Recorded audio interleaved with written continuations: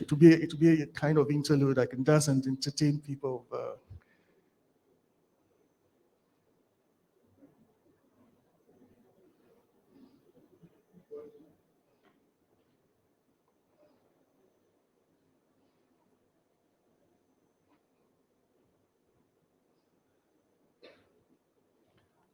Fantastic.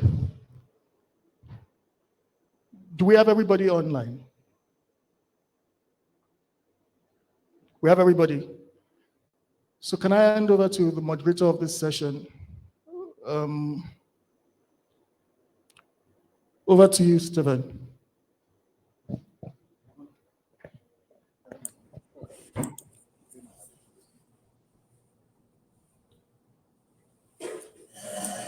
Hello, can everyone hear me?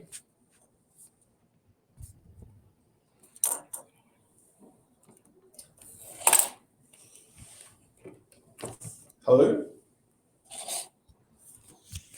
Hi, Yes. yeah, we can hear you. Yeah, you can hear me. Oh, that's great. Okay, so you'll see me appearing as Jill on, oh, hello. So my name will appear as Jill. The reason is I was having enormous difficulty connecting from my office.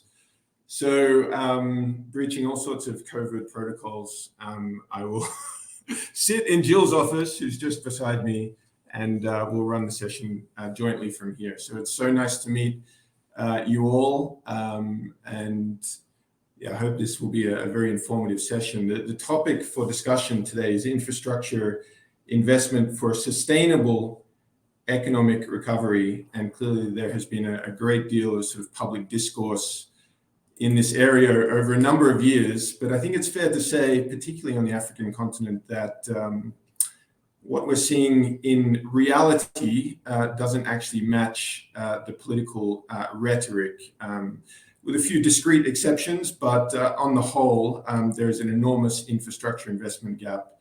The OECD has estimated globally that the annual infrastructure investment gap is somewhere between 2.5 and 3 trillion US dollars, and clearly the majority of the burden, the majority of the gap is seen in less affluent regions in emerging markets. So in Africa, just as an example, the African Development Bank estimates that there's some 640 million people without access to energy, and that the infrastructure investment gap in that area alone is some 1.4 trillion annually in order to achieve the Sustainable Development Goal of access for everyone to energy. So clearly, the scale of the challenge ahead of us is huge.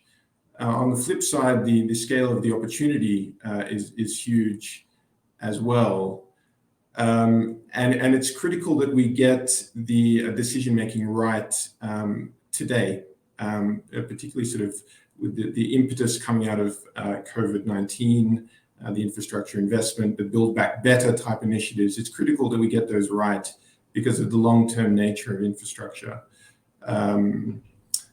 Clearly, the decisions that we make today will have ramifications for years to come, and we need to be making decisions which promote sustainability, promote equality, and really recognize infrastructure as an inherently public good. So these are the themes we want to try and explore in today's session. We may be slightly truncated, just given timing constraints, and unfortunately we have lost one of our panelists due to timing constraints. But I think together we can cover the field. So joining me for this discussion is Shingi Masanzu, who's a doctoral candidate at the London School of Economics and senior counsel at the World Bank Group. Thank you so much for being part of this, Shingi. Thanks so much, Stephen, and it is a pleasure to be here with everyone. Thank you. Excellent. And also Gillian Niven, who is my colleague, thankfully, sitting right down the hall, so I could run into her office at short notice. who is a counsel here at Allen Overy and recognized legal expert in environmental law and environmental and social governance. So, thanks, Steve, and excited for this discussion, which is particularly relevant at the moment. So looking forward to it. Excellent. So just to contextualize the discussion, I think I'd like to start by asking each of you what you understand by the term sustainable infrastructure, green infrastructure, and what is meant by a sustainable economic recovery. Clearly, these terms are used in political dialogue around this topic, but I think it is worthwhile contextualizing our discussion by putting some parameters around what we mean by these terms. And certainly from my perspective, and this may show a slight bias in the work that I do, immediately what comes to mind is renewable energy when I hear the term sustainable infrastructure. But I think that's probably quite a narrow focus. And we need to have a slightly broader focus, and certainly I hope to broaden the focus during this discussion. So, Shingi, may I start with you as to what comes to mind? Yes, absolutely. I should sort of caveat that what I'm sort of speaking about today is in my personal capacity and drawing on some of the research I've been doing as part of my doctorate, so not in my capacity as an employee of an MDB. But sort of that being said, I think for me, sustainability is, as you rightly pointed out, Steve, it has elements of the environmental and social pieces. Climate change is obviously very topical when we think about sustainability today. But I think it also speaks to financial sustainability. So it's thinking about how do we anchor investments in infrastructure that are financially sustainable in the long term, especially if we're thinking about developing countries or emerging markets. That financial sustainability piece is important. But for me, also a third really crucial aspect of sustainability has to do with equity. So sustainability also speaks to access, thinking about the infrastructure investments that we're making accessible to the poorest, to the marginalized. Without equity, to me, sustainability is not really attainable. So this equity, access, affordability piece is really an integral part of what I think about when we talk about sustainability. So I'll stop there for now. Yeah, thank you so much. Jill?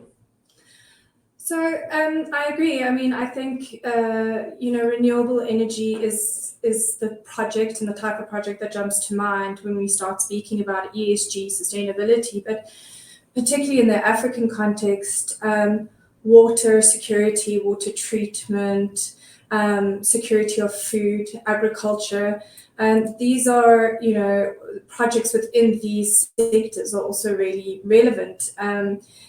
And in a climate where climate change and the physical impacts are felt by vulnerable countries, those type of projects become quite critical in the discussion. So again, not from just an environmental perspective and from a climate change, but also that social impact and that economic sustainability for the country, for the people that are experiencing it. So I think it is this multitude of kind of factors that feed into what we're looking at.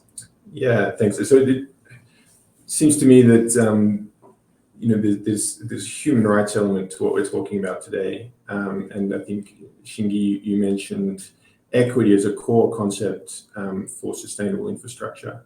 I think that is something that I'd like to come back to in this session, because to my mind, I think there is a potential tension between the private capital that we need to enable infrastructure development and the public nature of the good that is actually being developed, and we need to make sure that we're getting that balance right.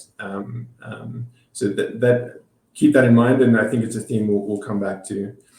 I mean, clearly, as I mentioned, there has been political discourse in this area, and numerous policy initiatives over many years, but we aren't really seeing much impact to date.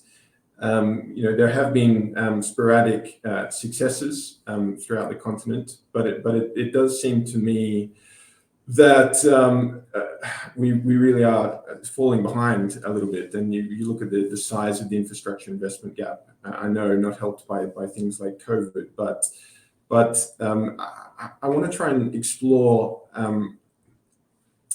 why has there been why have gains in this area been so hard to come by? Shingi, if you could address that. Sure. I mean, I guess a couple of thoughts on this. So I think the first is I like to take a historical lens on the question of what's happening at the policy level, and especially looking at African countries. For me, you can sort of go back to, say, I don't know, the 60s, post-independence, all of this infrastructure was sort of an anchoring agenda item of lots of post-independence governments in the African on the African continent, sort of dealing with the aftermath of colonialism, trying to think about how do you rebuild nations, and infrastructure was at the heart of that. Lots of public financing and big pushes trying to get infrastructure right. And there were some hits and misses in all of that, but there was sort of this concerted policy vision, I think, around dealing with infrastructure. But then you fast forward a few years, you get into a financial crisis in the 1970s, the oil crisis, and then on into the 80s, another sort of, oil crisis hits, and that, I think, changes the dynamic significantly. And I think there we saw a big shift on the policy side, where public financing used to be the anchor and sort of the driving force of infrastructure policy. With privatization, structural adjustment, there was sort of a bit of a pivot, a defunding, if you will, of public infrastructure financing, and thinking about how do we tap into private financing and financing resources. But I think even then, perhaps there wasn't a full-throated commitment, if you will, to doing that for a number of reasons. Partly it's there's sort of the political economy questions around privatization and private financing for infrastructure, the difficulty of some of the reforms required to do that. They're politically difficult reforms, but also implementation-wise difficult as you try to deal with the specific context and situation in each country. And then I think we're sort of in a phase now where there is still an interest and a desire to tap into private finance, but the political economy pieces are still quite challenging to deal with, for good reason. There's lots of, and we can get into this later on around some of the political economy difficulties around infrastructure. But I think it's ended up being 30, 40 years of fairly disjointed in parts infrastructure policy making and difficulty in trying to get coherence. And this is coherence, I think, domestically, sort of within national policy making, but also continent-wise and regional-wise. With the kind of infrastructure investments we need to see on the continent, it requires broad-scale coordination, collaboration, which again has been difficult, I think, to get right. And I think you're spot on to also say that things like the financial crisis and more recently COVID just complicate the policy-making framework even more. So I'll stop there as sort of my initial thoughts on what the difficulties have been on sort of the policy-making side. Yeah, that's interesting. Clearly, you mentioned structural adjustment. I mean, I think the idea at a sort of philosophical level or an academic level of structural adjustment was really to try and open the space for private capital to move in, but we didn't necessarily see that on the African continent. And I think that speaks to some of the wider difficulties or perceived difficulties of doing infrastructure investment in Africa, political risk being an obvious one, and tied to that some risks relating to sort of currency fluctuation and extraction of hard currency from different jurisdictions. Yeah, Jill, anything to add on that front? Well, let's go back to the sort of the architecture in place for promoting a coherent policy framework for infrastructure development. I think Shingi mentioned that we haven't really seen that sort of whole of government coherent approach really either at a national level or a regional Pan-African level. So why do you think that is? Is it a lack of competency, resources within the relevant public administrations? Is it a lack of political vision and maybe too much of a short-termist approach on matters such as infrastructure development, or is it in fact the lack of an architecture itself to have these discussions, or is it a mix of all of them? So I don't think it is a clear-cut answer, to be frank. I think there are various shades of grey and muddied water here. And I think adding complex topics such as sustainability, ESG, which is rooted in kind of environmental, social, and the economic aspects, provides additional challenges to getting kind of a uniform approach, particularly from a policy perspective. There's various drivers. So kind of what are those institutional investor considerations? What are they placing at the fore in terms of the consideration? So I think when you start looking at when we speak about a sustainable economic recovery, when we talk about sustainable infrastructure, and you look at different jurisdictions, those drivers do vary. So on an African, from an African perspective, I think, the social impact and the economic impact associated with infrastructure and infrastructural investment is critical. Are you looking at food security, at access to electricity? These are real, plights of our kind of society and residents. So, it's quite clear that infrastructure is crucial for development, and you're looking at things from transportation systems to kind of clean fuel and clean energy. But putting into context water, sanitation, and food security overlaid on those, it does make it complex when you're looking at kind of cohesive policy framework. So it does feel that things happen in silos and are not necessarily aligned, although there might be these pieces that take elements forward. It's just, it doesn't feel cohesive necessarily at this point. But having said that, I think we can't kind of get too bogged down or lost in the challenges. I think the opportunities are there. And I think what is really exciting about the last 3 to 5 years is the momentum that we've seen. The discussion, how sustainable development, sustainable investment, social investment, I don't know, kind of there's numerous phases to this socially responsible investment. It really has become kind of centered to discussions where this used to be quite a soft, fluffy topic. And just in 3 years, there seems to be a lot more kind of engagement, real engagement, and tangible kind of projects coming forward. Do we have everything resolved? Absolutely no, but it does feel like the momentum's there. Yeah, interesting. We'll come back to the drivers of that momentum, but I wanted to ask potentially Shingi, when we are talking about the policy framework for these types of discussions and trying to promote a cohesiveness of approach, I mean, do you see, like Jill, some developments in this area? Are we moving forward? Yes, I'm an eternal optimist, so I will join Gillian in the optimism and hope around the opportunities and the prospects of what's coming up. So I think, there's sort of like big continental things that are happening. When I think about, for example, the African Continental Free Trade Area, which was this landmark agreement that's taken so much work and so much effort to get done, but it seems like there's genuine momentum to implement it and get things going. And if something like that works out, what I think it has is the potential to be transformative, at least in accelerating the kinds of collaboration and coordination that we need to see happening on the continent. I do think also that there is a genuine sense of urgency continent-wide in the AU and multilateral development banks, DFIs, everyone's sort of rallying together and really putting pressure on things like sustainability, moving infrastructure investment into more sustainable ways. And it sounds like there is, there's obviously still contestation among different actors around how best to do it, but at least there's this concerted understanding across the board that this is important, it has to happen now, and we need to get it right. And I think that sort of momentum is the kind of thing that will help us to start getting in the right direction. So I look at signs like that as sort of sources of hope and optimism that we are well on the way to getting things right. Yeah, okay, let's hope so.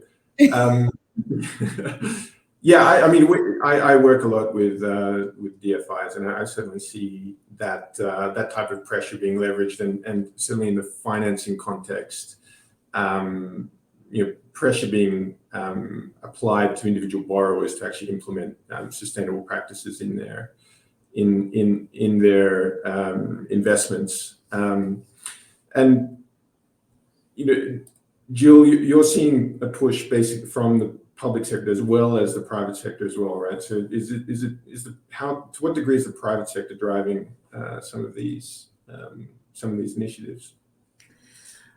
Well, I think, there is an element of accessing green financing that can't be denied. So private sector definitely seeing the opportunity in that.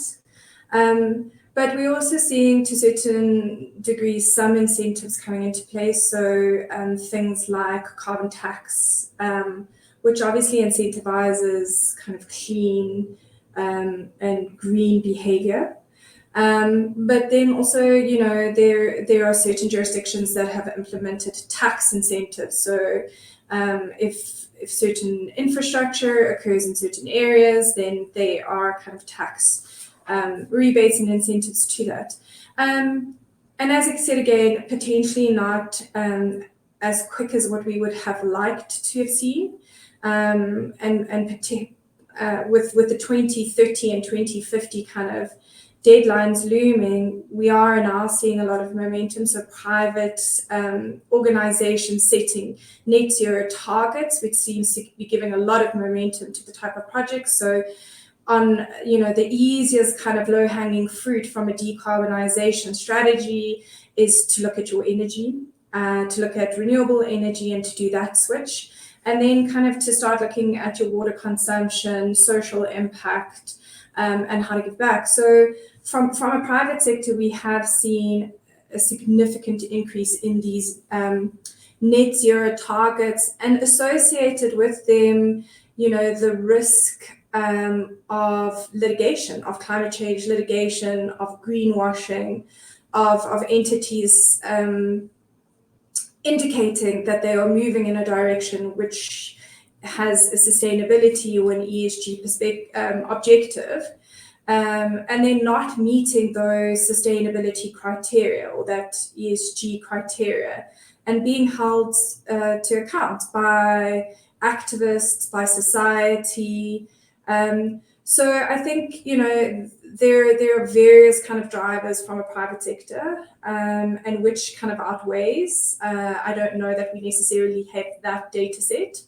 And I do think it varies from sector to sector what the true driver is, but I think it is a combination at the moment. Yeah. Okay. And Shingi, in the public sector area, how are governments, both at a national and regional level, creating the enabling environment for sustainable infrastructure development? Yeah, so I think I've sort of seen things happening on a couple of levels. So one is governments working very hard to do what's needed to attract private investment. So whether that's from a regulatory side, passing the right laws that are required to attract, private investment, or PPP units and PPP structuring. So I think there's a lot on the private financing side, and that's sort of been happening for a while. That's sort of historic, and that's one piece. But I think also in terms of sort of specifically things like climate change and climate-related policies, I think a lot of countries have borne the brunt of, on the continent, have borne the brunt of climate change, whether that's policy making on adaptation, resilience, mitigation. I think there's been a fair amount of work happening across the board in that regard. And I think also touching what Gillian said about looking at sectors such as water and water security and thinking about what's happening there, the agriculture side. I think those are all spaces where governments have been, I think, a lot more proactive or trying to do more, because I think it hits more directly. And I think sort of examples that come to mind, just even the sort of past couple of weeks with what's happening in Russia and Ukraine and what that has meant for example, food security, I think has sort of been triggering dialogue or sort of more concerted policy work in certain countries to think about how do you improve food security and agriculture and the links between that and infrastructure, whether it's water, power, etc., transportation links, to try and ensure that there's more domestic or local capacity, for example, for agriculture production. So I think those are some of the trends that sort of come to mind around, around that topic.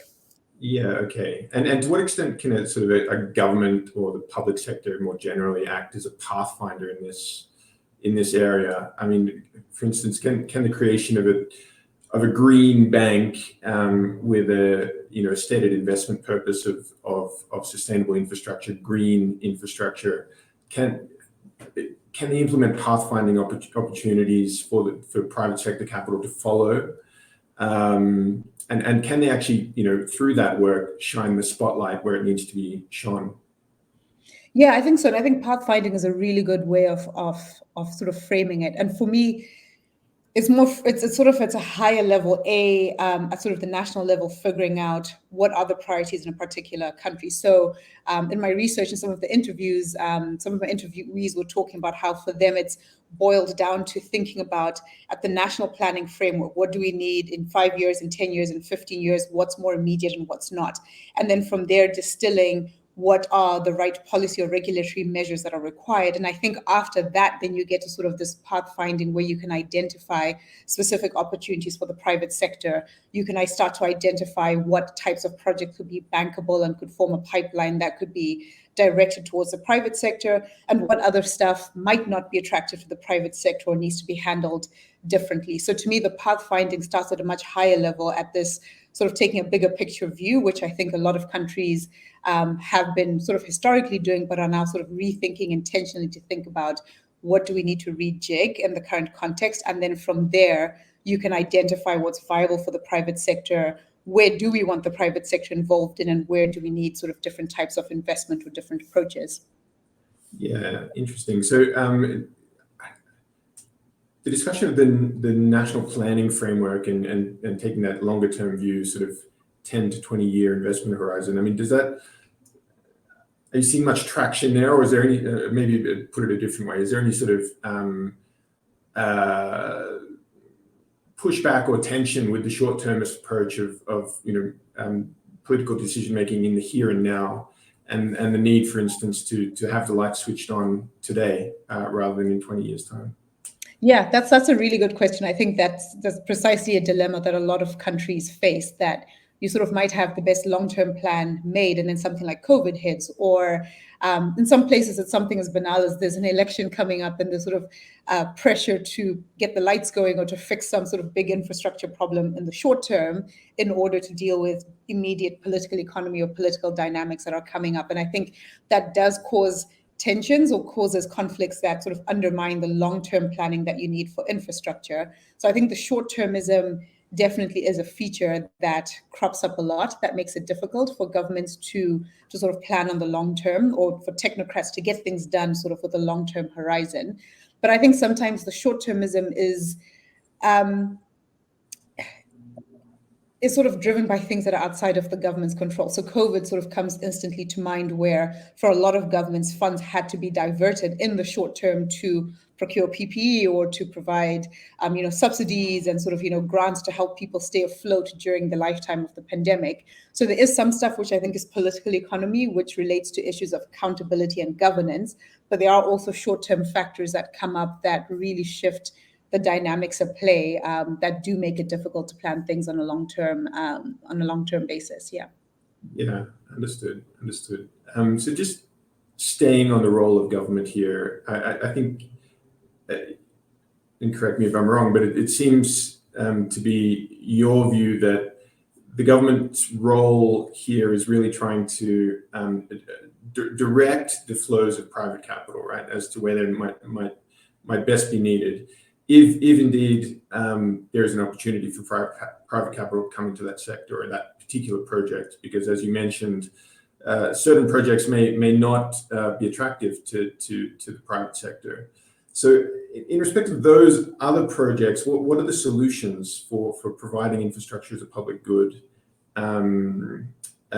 Because as we know, there are severe fiscal constraints on many of the governments, and I particularly in the African region, and I think to expect these projects to be publicly funded is difficult.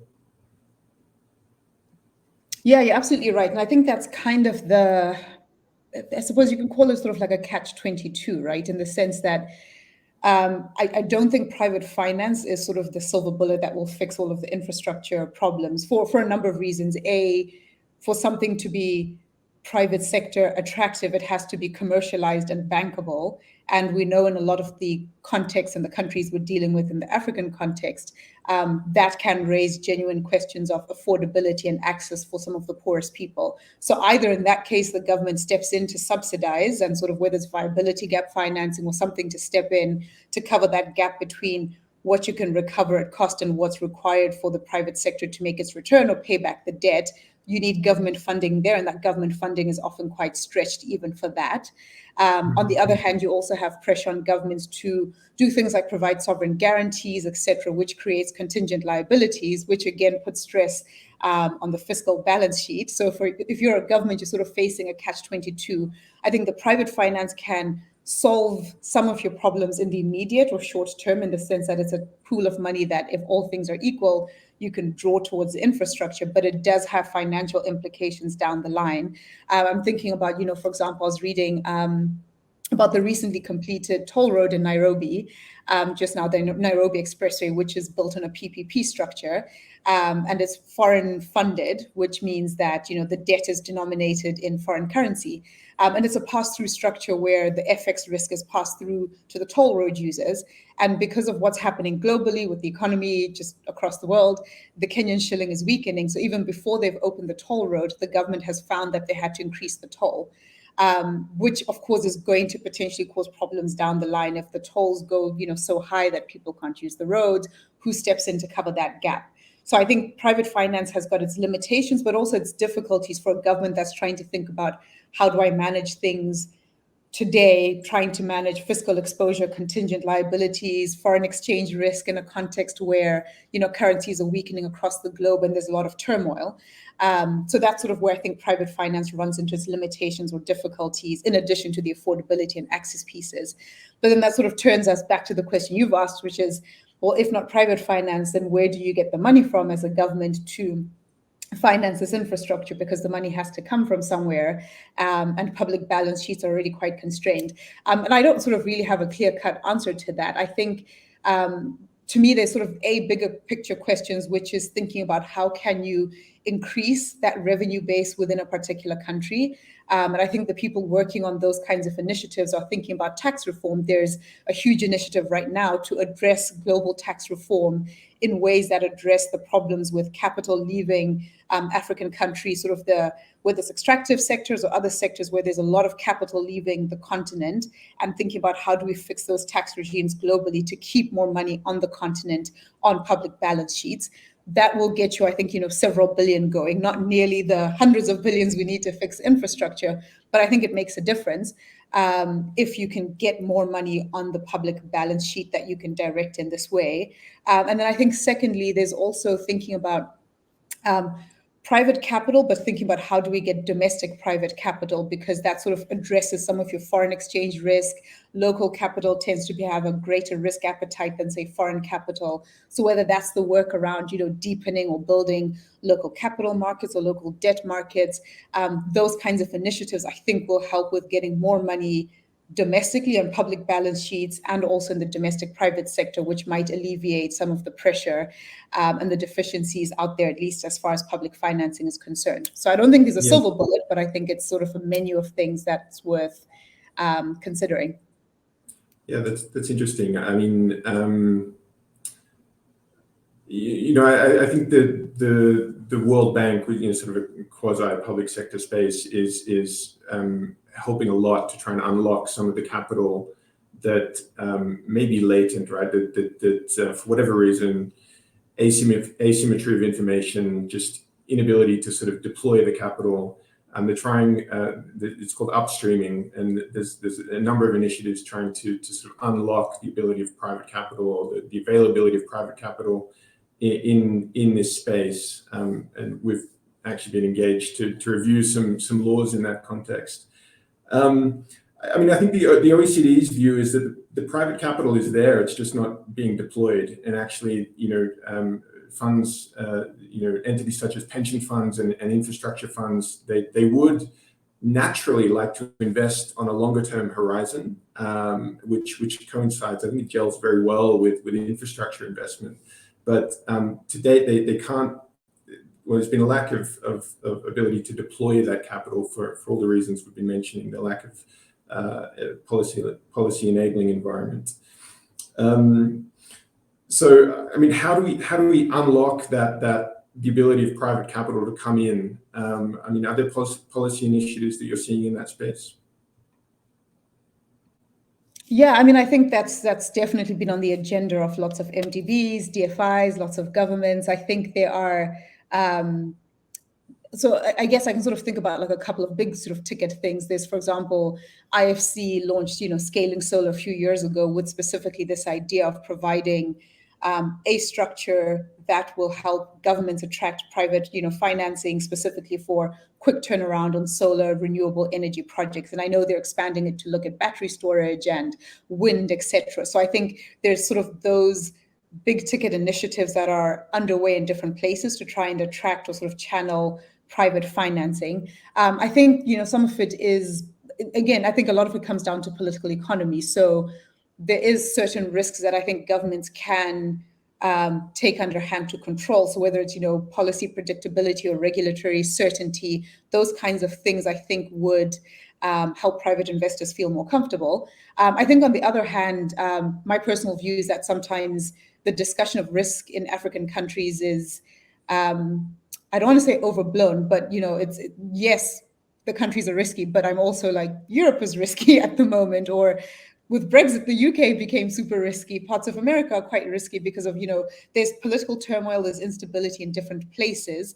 And sort of one thing that sticks to mind for me is there's a Moodys report from, I think it was 2018, that was looking at, I think like 30 plus years of project finance transactions.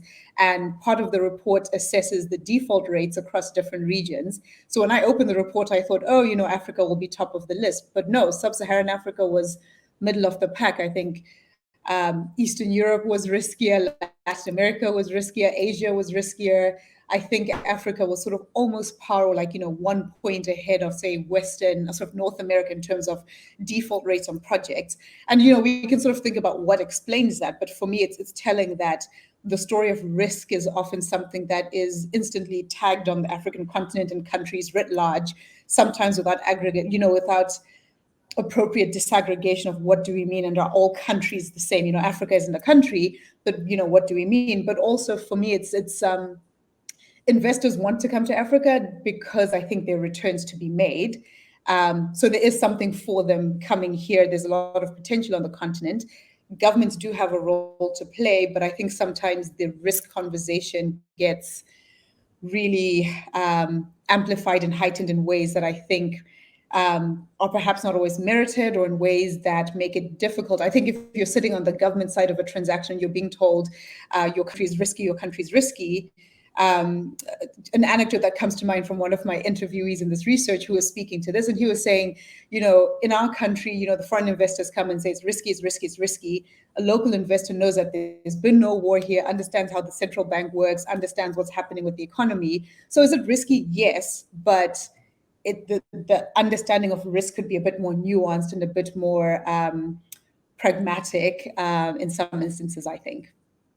Yeah, it's interesting. I wasn't aware of that Moodys report, but certainly Jill and I see that in our day-to-day work. I mean, it can take 3 to 5 years to get a large infrastructure project off the ground to financial close, and a big part of that period of time is spent diligencing the risks or perceived risks, because what you are really doing in a classic project financing is creating a closed microeconomy. Once the debt has gone in, once the equity has gone in, there's no recourse if the project goes wrong. So you need to create this economy, assess all the risks in advance, and try and cater for those in the contractual matrix, which necessarily can take some time. So potentially, the reason why Africa or projects in Africa do not have the default rates that might be expected is that approach taken at the initial stages to make sure that you can get a bankable project that is sufficiently de-risked. And I think, we've been touching on it, but we kind of cannot expect the sovereigns always to backstop the risk for infrastructure development. There does need to be a widening, sort of a more commercial, pragmatic view as to what risk entails on the African continent. I think that goes to your point, Shingi. And also we're starting to see now proliferation of other products, both sort of private sector, political risk insurance. There's a product from the African Trade Insurance Agency and KfW, which seeks to support off-taker credit in less credit-worthy jurisdictions, and that's been critical in my view in getting some projects off the ground. Jill, would you like to speak maybe to the South African efforts in this regard? Yeah, I think I'd go kind of back to some of that, just one of the comments that Shingi made in relation to kind of regulatory frameworks and potentially one of the barriers being a lack of clarity. And this isn't kind of a new topic, but when we're speaking about sustainable finance, sustainable infrastructure, sustainable projects, a lack of clarity of which activities or assets are defined as sustainable or green, and having insight to that. So again, just kind of adding this additional layer. And I think of government just, being more proactive in terms of understanding what resilience means, and what sustainability means, what green criteria are, and aligning that kind of to the offtake market. So if we start looking at projects, green hydrogen being kind of the topic or the project of the day, there's a lot of uncertainty. If we understand the opportunity within the African context, we know how to implement renewable projects, but you start looking at things like your off-taker being in Europe, there is an application of European legislation that needs to be considered in that due diligencing and a kind of ensuring that you de-risk the project. So what are those? Are we meeting green criteria? Are our green taxonomies aligned? Are we directing the investment in the same direction? So those are additional things that I think government has a very important part to play in and can kind of accelerate the private sector in terms of their investment by providing that clarity. And it does need to happen quite quickly, because otherwise we lose that competitive advantage and we start seeing, other jurisdictions being able to take the opportunity, like the US or Australia. So I think this is kind of a collaborative and innovative time. I think the opportunity is there, and that we just need that push forward. Got it. I'd like to come back to the tension between the inflow of private capital, whose agenda really is to serve its shareholders or its investors' interests, and the nature of infrastructure as a public good. And this is critical in the discussion of sustainability, which is why I think it was necessary to sort of define the parameters of our discussion at the outset. When we talk about sustainable infrastructure, it needs to be just and equitable and work for the public as a whole. And I think, Shingi, your example that you mentioned of the toll road in Kenya, it's right on point here, right? Because if you face the economic circumstances whereby the tolls all of a sudden have to be increased, no longer does that make it accessible for the general public. And I know this is an issue with that toll road. It's both an issue from a financial standpoint, because you need users in order to have a bankable, financially viable project. But for our purposes today, it's also a critical element of sustainability and promoting that access to infrastructure, which is so critical in promoting sustainability. Yeah, no, you're absolutely right. And I think I think you can think about infrastructure using a few different lenses, right? You can sort of use the commercial lens, which if you are working on a project finance deal, that is the lens you have to think about the infrastructure. And as you say, to create this, ring-fenced entity, make sure that the economics of the deal are working well, so that the financing structure holds. But I think there's also sort of a development or like a social lens that you can use to think about infrastructure where the commercial aspect is important because someone still has to pay for the infrastructure, but the sort of concerns that are foregrounded in that lens are things like equity, access, affordability. And sometimes those two sort of universes sort of can come into conflict, right? Because what is good for the commercials might not necessarily be good for the social side of things, which therefore means that there's no, necessarily straightforward answers. And I think it's something that is difficult to avoid contending with because either which way, the infrastructure has to recover its costs. Whether you're financing it on the public balance sheet, someone has to pay for it. That will be sort of, I suppose, the taxpayer one way or another. But there still has to be money put in to cover construction, operation, maintenance. If you're doing the private sector model, it's indirectly the taxpayer sometimes, or sometimes directly in the case of tolls or power tariffs, etc.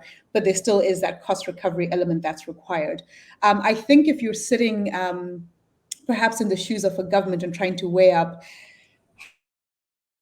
how do you make sense of sort of those two universes?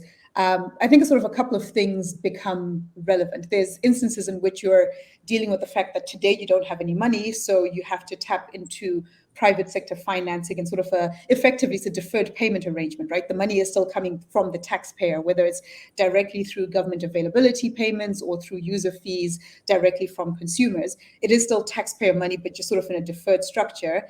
But it is going to cost you more almost certainly because private debt tends to be more expensive and you're paying not just for construction, operation and maintenance, but also for returns on the investment, which in African countries, can even, 8, 10, 12%, depending on the sector you're in. That's a significant chunk of change that you're paying on top, plus also the cost of that private debt. So there is this additional layer that makes the financing more expensive long-term, although you deal with your immediate financing problem.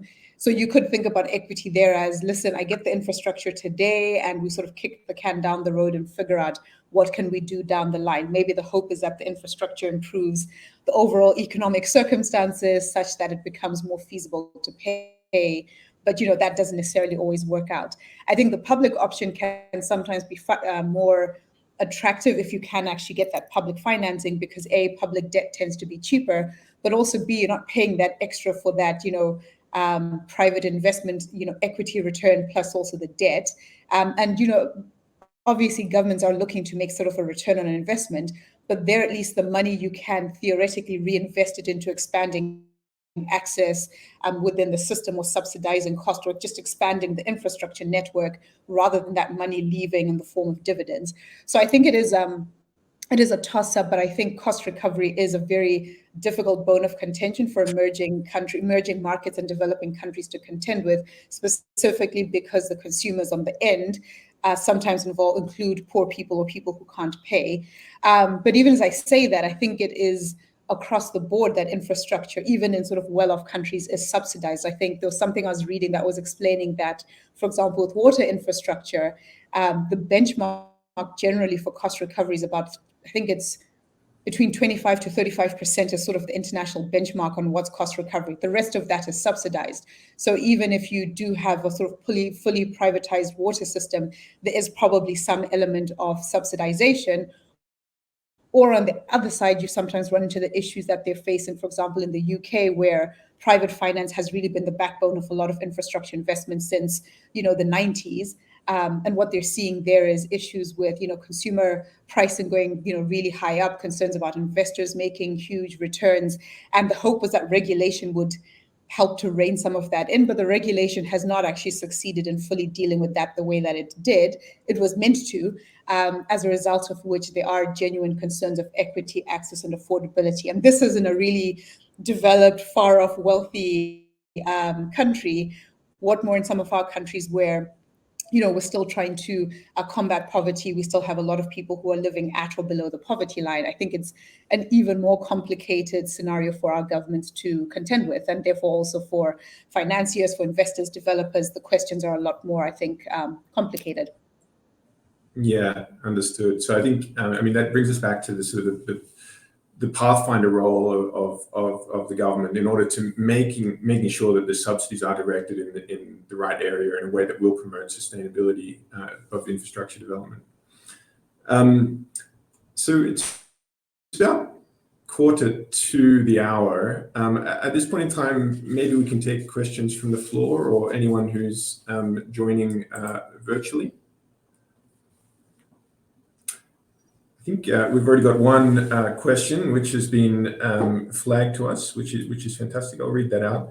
What specific infrastructures would require the kind of investments by African government that would stimulate economic recovery, noting that most African countries are developing and harshly felt the COVID-19 impact?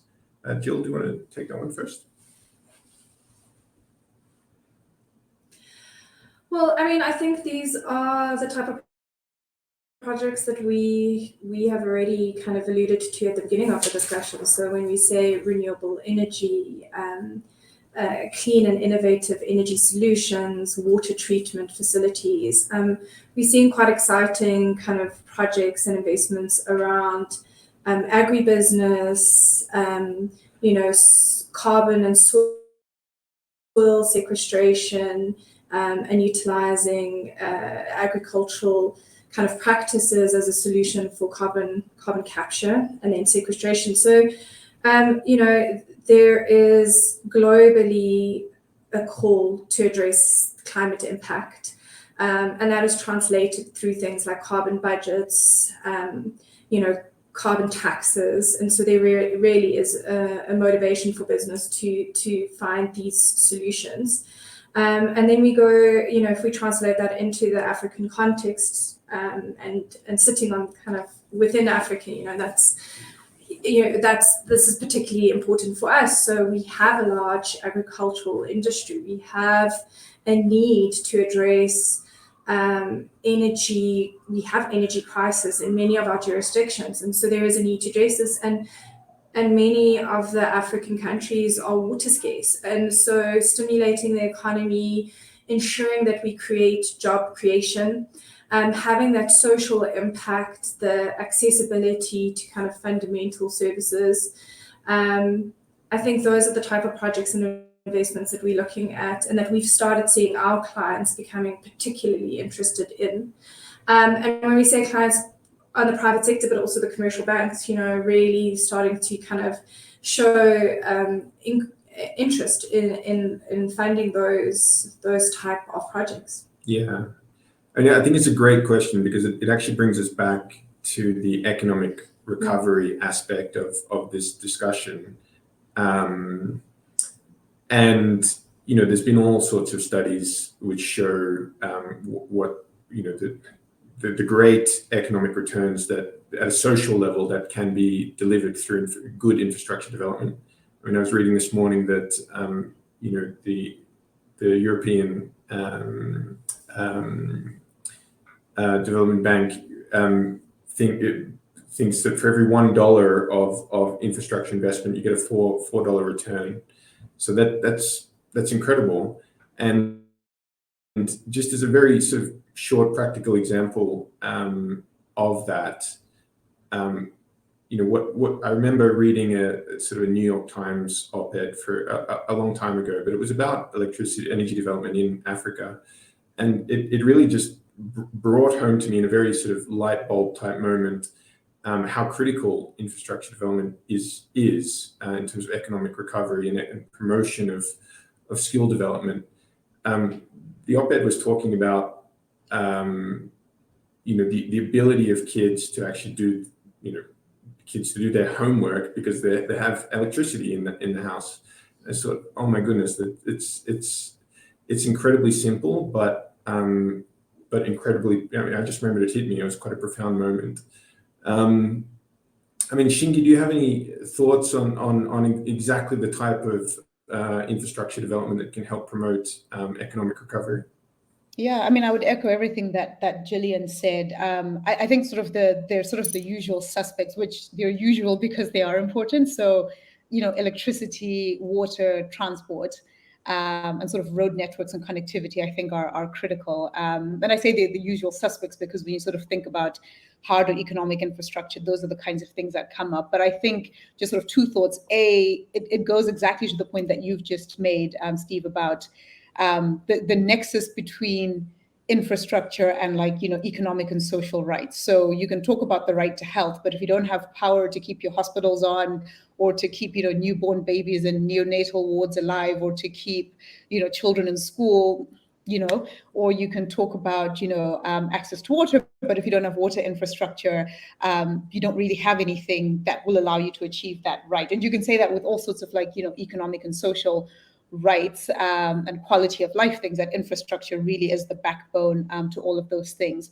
The only other thing I would add around sort of what needs to be invested in addition to specific types of infrastructure is, I think, public sector capacity to just manage infrastructure and infrastructure programs. I think the private sector obviously has a really important role, but I think a recurring theme here is that without the government acting as a pathfinder or setting up the right policy or regulatory environments, the private sector can only do so much. We really do need strong government capacity. And it's not just, structure, PPPs or private sort of transactions, but also within government, deep accountability, deep, policy-making competence, the ability for the government itself to manage infrastructure programs. I think, there's examples from, parts of Scandinavia, even China, where it's the public sector has to play a really strong role, especially when you have big structural issues. I think it's unfair to rely on the private sector to sort out those problems and to put the spotlight solely there. I think we also need to call for greater accountability from our public sectors, from our governments, to say we do need a strong, big public sector push from a policy side, from a management side, from an accountability side. And I think that's a big area of investment that will make a really big difference for infrastructure and for sustainable economic recovery down the line. Thank you so much. Any other questions? We will try to finish up in about 5 minutes.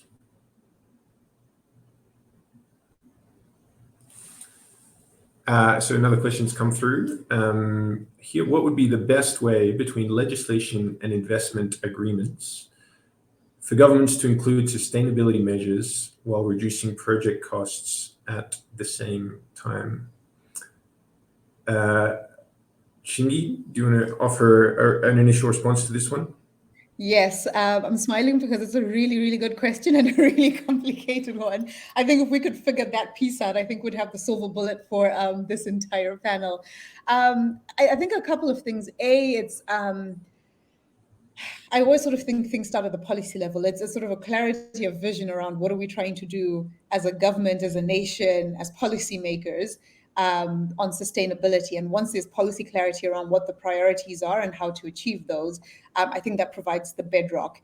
At a legislative level, I think that would follow from there. I think it comes down to, and specifically when I'm thinking about the point about reduced project costs, it's certainty, it's predictability, it's clarity, having a clear sense of here's the policy environment, these are the laws, the regulations, this is how we're implementing it, and then proceeding on that basis. An example that comes to mind is, for example, South Africa's renewable energy procurement program, which has been commended by a lot of people because there's clarity, at least on a policy side, that the government is trying to increase renewable energy investment. It's clear that this is what we're trying to do and why. And then it's provided a really robust and clear framework for investors to come, for government agencies to come in. And I think, I don't know necessarily if anyone's done the calculations on what this has meant for project cost reduction, but I think those kinds of models where if the government pinpoints a specific policy area where they want to get investment in, to have clarity at the policy level and then set up the relevant frameworks to enable that. I think that's one way of doing that sustainability piece whilst managing project costs off the top of my head. Yeah, Jill is very well versed in the REAP program. So Jill, offer an initial reaction to that. I completely echo Shingi's sentiments there. I mean, I think from a regulatory and policy perspective, that clarity is really would drive kind of investment.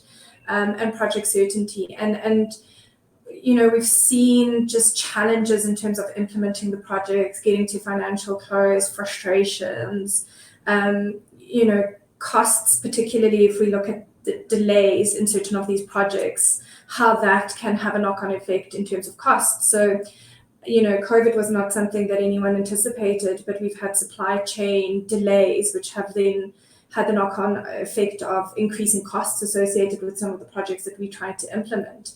And so those are kind of the real challenges that project developers and investors are having to grapple with at the moment. So certainty around those programs, around the policy, around the regulatory framework, I think is critical to ensure success. But also, as you say, Shingi, that what is sustainable, what are our objectives, what is green, what is the criteria?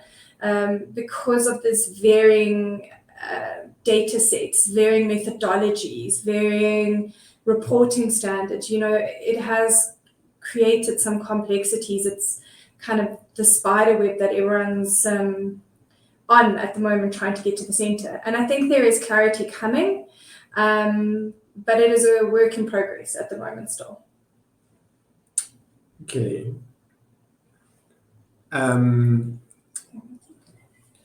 So we might, in an effort to try and get back on schedule, we might wrap up there.